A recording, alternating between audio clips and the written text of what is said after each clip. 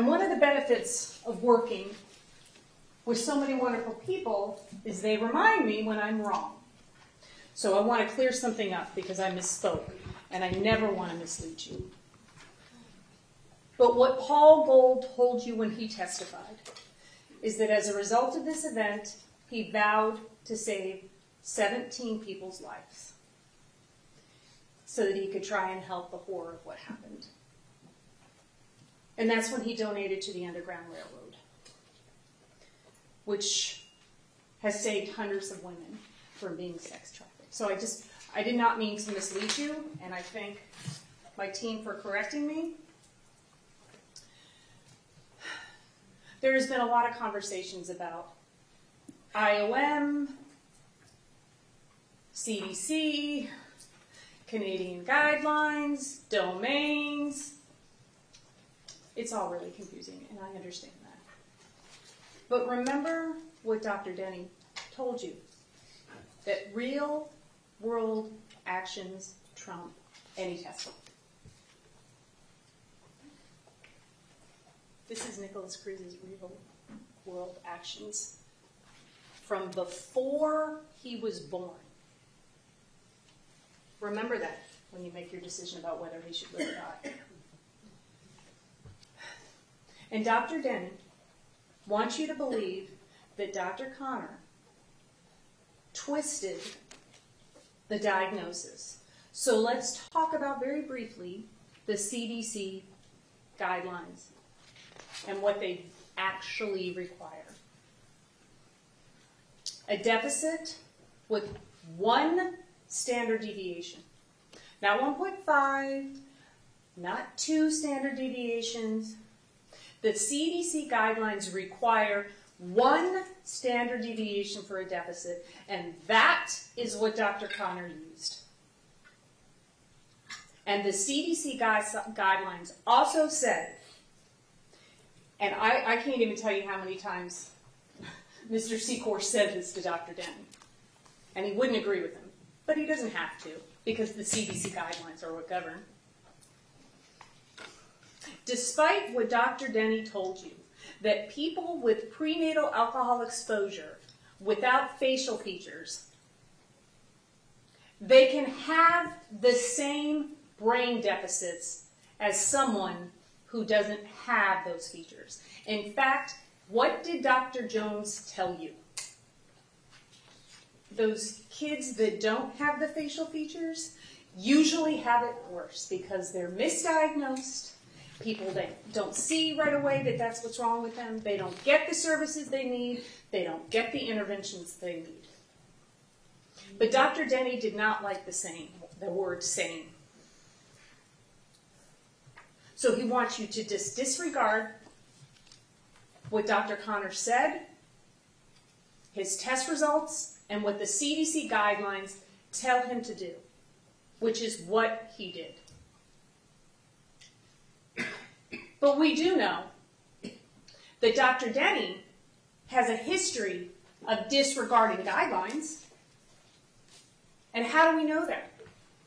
Because 2 federal judges in 2 other cases wrote opinions that Dr. Denny does not follow guidelines in those 2 cases. And they found him to be less than credible. Take that into consideration when you weigh and evaluate his testimony.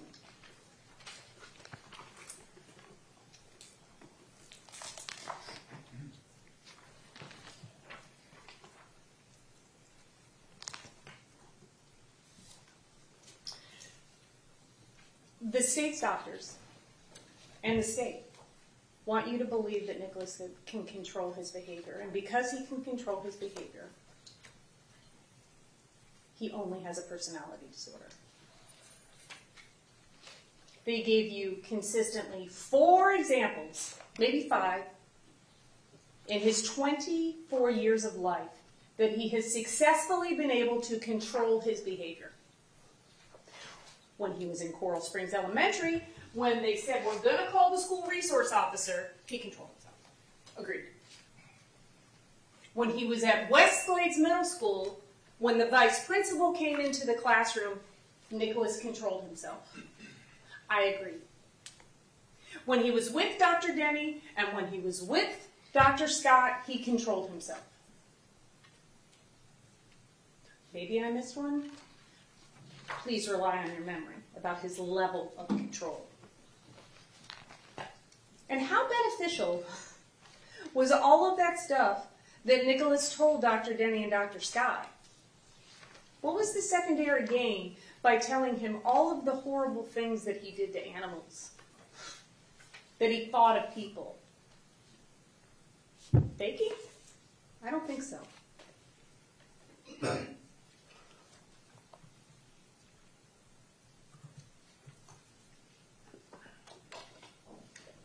It's another interesting thing that Dr. Denny said when Mr. Secor was talking to him. He was talking about cognitive abilities and brain development. And what Dr. Denny said is, we know that brain development of a normal person goes into the early 20s. And we know that Nikolas isn't normal. But a normal brain's development goes into their 20s. So you can consider that a mitigation. We are not here to suggest that you don't punish Nikolas Cruz. We're asking you to take into consideration his damage when you make that decision. And as you consider and weigh mitigation, and I told you over and over again that mitigation can be anything, and it's reasons for life. And it can mean different things to different people. And you can give it as much weight as you want a particular circumstance, and you can disregard it, because it's an individualized moral decision. But as you listened to the testimony over the last couple months, were there things about Nikolas's life that you wished hadn't happened? Are there things about Nikolas's life that didn't happen that you wished had? Are there things that he didn't get that you wish he would have gotten? Was he missing people in his life that you wished he hadn't missed? I suspect you would answer yes to each of those questions. And every time you do, that's mitigation. That's a reason for life. And one of the most important people in Nikolas's life, his external brain that Dr. Lyons talked about, Linda Cruz, died on November 1st. And sure, he may have been searching and doing planning and wanting to be a mass shooter. He told everybody, remember, the state told you that. I wish people would have listened. I wish people would have done something.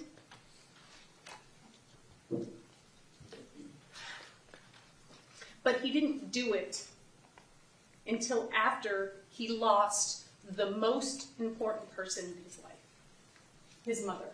The one thing that kept him together. There is no punishment that you could ever give Nikolas Cruz that would ever make him suffer as much as those people have and as much as they will continue to suffer every single day. And sentencing Nikolas to death will not change that. It will not bring back those 17 people.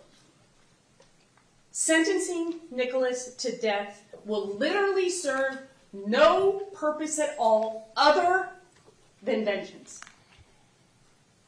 And you have heard emotional, heartbreaking, gut-wrenching testimony from the loved ones of the people that Nikolas murdered. But we talked to each and every one of you about that.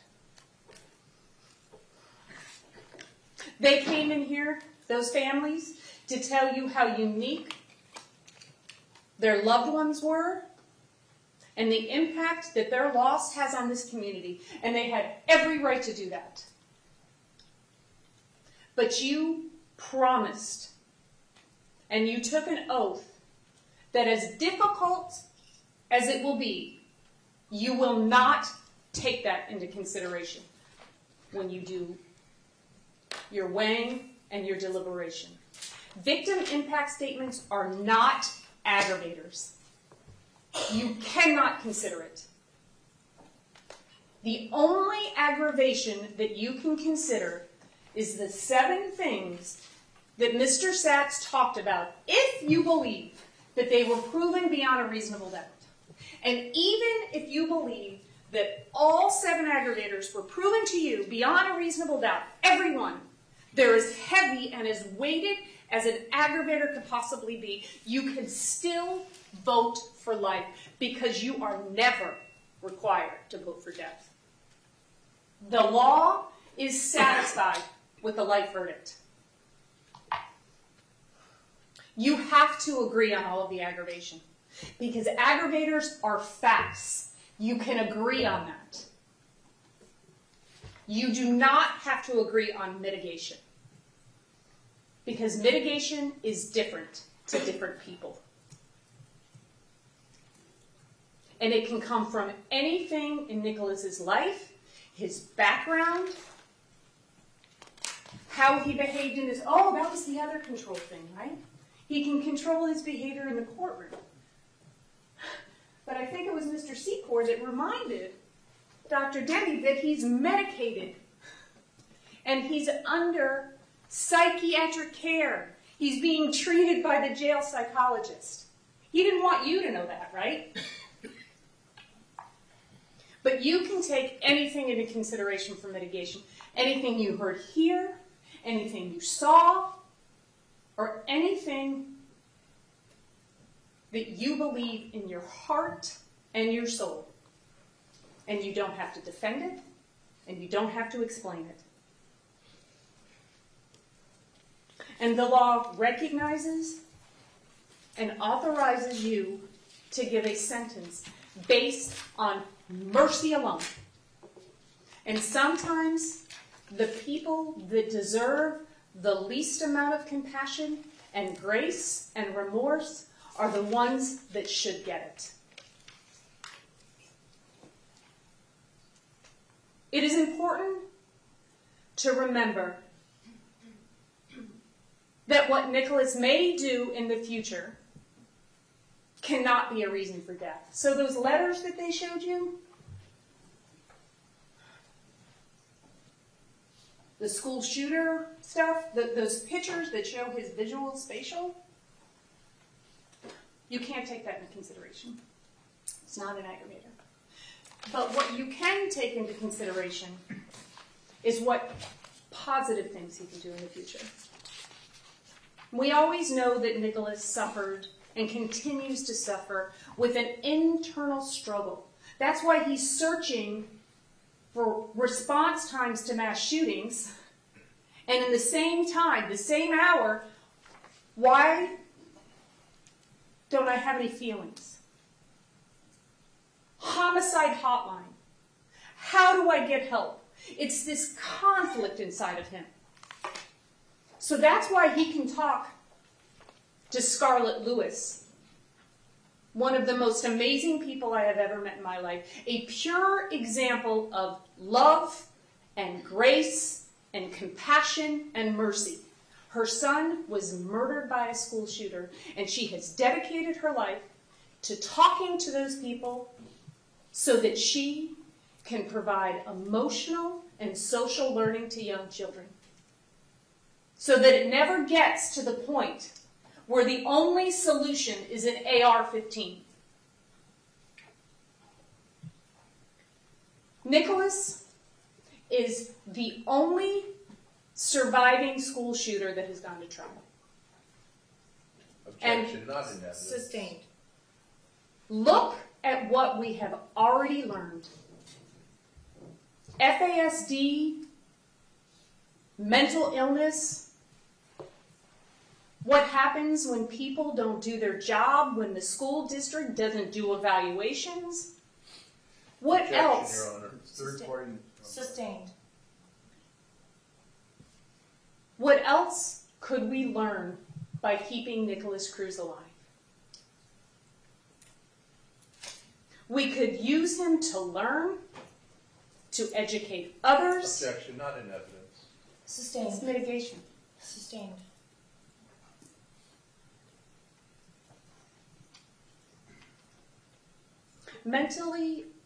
Individuals that are not mentally ill do not take their hemorrhoid blood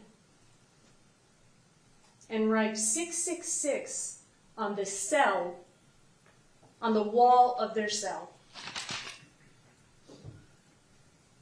Think about that. He's not mentally ill. He doesn't have a neurodevelopmental disorder.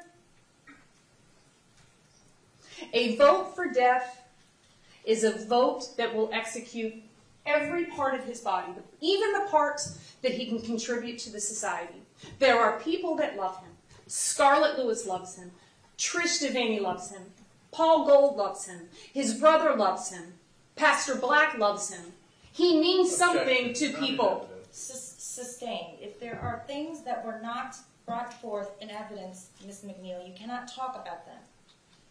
Everyone agrees that even if you don't like those individuals that are voting for life, that you would respect their verdict. And when that person makes a decision that life is the appropriate penalty, we're done. You can ring the buzzer. This is a personal moral decision, like the decision you make when you decide to marry someone or not get married. What religion you want to practice, if you choose to practice a religion. Do I have children? Where do I send my children to school? It's that personal. So look into your heart, look into your soul. The right thing here, not the popular thing, is a life sentence. And if you have to ask yourself, how do I know if I'm making the right decision? If you follow the law, you're making the right decision. And I promise you that one day, I don't know when, but one day, I promise you, you will ask yourself, did I make the right decision?